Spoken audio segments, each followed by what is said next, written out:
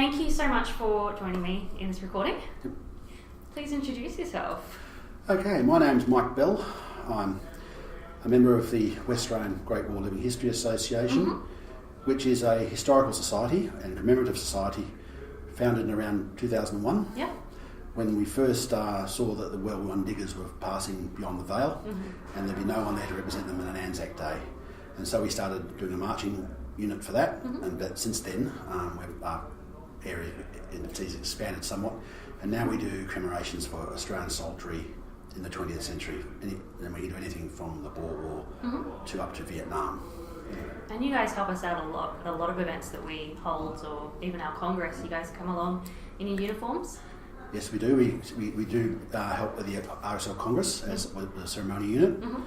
We do help for army, veterans associations, historical societies, virtually anything where history is appropriate, and they ask us for a hand. So we come along and give them a hand when we can. Around the sides of work and things, most of us still work. So most of you are volunteers, aren't you? We are volunteers, yes. Yeah. And it has to fit in because most of us still work. So. Understand that. So why did you get into the group? I've always had a history, interested history of the armed forces, of Australian ADF, or Australia's history in the military. Yeah. And I've been a collector for some years. I think I started collecting bits and pieces long before military history collection was fashionable.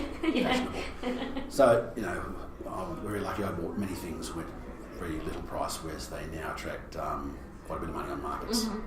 But certainly, I also work in the medical field. I'm a medical scientist for Path West. Yeah. And so I've had an interest in military medicine. So that's my display out there is to do with military medicine. Yep. And I tend to create for people to look at a aid post in this setting from the Great War. Yeah. And it's an amazing setup. You showed me a photo of the setup you were trying to emulate, and it's very authentic looking. Thank you very much. That photo taken, it's the photo of the aid post at Gallipoli. I took it because it's something that was achievable for me as a single collector. Things like casualty clearing stations and hospitals is just not in my ability to reconstruct. But the aid post is good because it's small and self-contained. And so all of that stuff out there, that's part of your collection? All of it is owned by me and is part of my collection. Most of it is original components, but some are good quality replicas to fill in the gaps. But I'm always on the lookout for something to put a real one in place of a replica. That's a huge collection. Yeah, it's taken a while. I have a whole room in my house specially built for it. But are there any pieces that you've come across that were just like really amazing pieces that you never thought you'd get your hands on? Well, I started off with my collecting when I thought, you look at something and say, I'll never have one of those. But every time I've said that, one's turned up. The one I really didn't think in this case was the original doctor's surgical tool chest. And I never thought I'd own one of those. But then I was in Tasmania on holiday some years ago, and I worked into a second-hand store, and lo and behold, there it was. You're like, that's mine, thank you very much. That's exactly, it's that mine, I took it. And hence I'm quite lucky in the sense it's mostly complete too. Many of them you see, a lot of its contents is missing, and so or it's just the box, not with anything in it. Yeah. And it really appreciated because when I got it home and I looked up the old manuals, some of the early RAMC manuals have drawings of the various tilt medical chests, and there was an absolute drawing of it, and there it was. And so there was the proof of exactly what it was. So very happy to have it. Yeah, I bet. What a find. Do any of these pieces come with stories? Most, not in my case. I don't think I haven't got any real stories associated with this one. But we take the chest for example. It's actually Victorian, so it's older than 1901, but it looks exactly the same as the Great War ones. So it has a little bit of history from where it was. But no, I don't know if it was carried by a person or it was at a battle or that sort of thing. Yeah. I mean, if it ends up in an antique shop or an op shop, the story's been lost along the way somewhere. That's right. Yeah, it'd be hard to find one with the story attached to it. Yeah. It's not like unless it has a name in it with say service number, and we can start tracking the person down and find out his history, yeah, then it's very hard to find out about anything about it. Yeah, yeah, fair enough. And even with service history, it's not always easy to track down people. Especially if it's a British one, because a lot of the World War I British records were lost in the Second War during the Blitz. They burned. So you go searching for someone who's not serving the British Army, you either come up with information or you come up negative. Nothing, because it's all gone. Yeah, fair enough. I hadn't thought of that one actually. It's a very good point.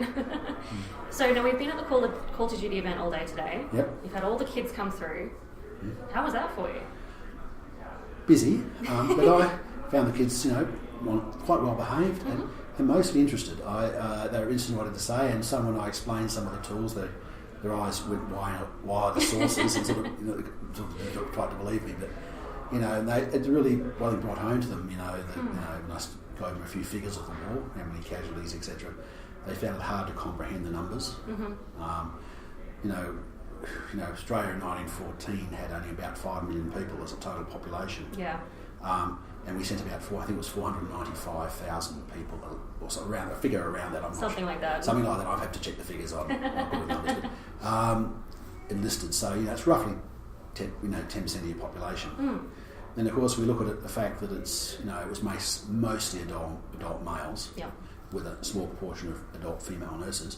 You're looking at 20-25% of your adult male population went to war. And then you look at the casualty levels. That's a significant percentage of the entire population became a casualty. And you can see why just about every family at the time had someone who were affected by it, or had someone close to home who was affected by it. Absolutely. World War I, we had the highest population of casualties than any other war we've been in. Yeah, exactly. Yeah. Well, your display it's fantastic. The pieces are stunning and haunting. It's an amazing collection, and thank you so much for sitting down and having a quick chat with me. Not a problem, anytime. Thank you.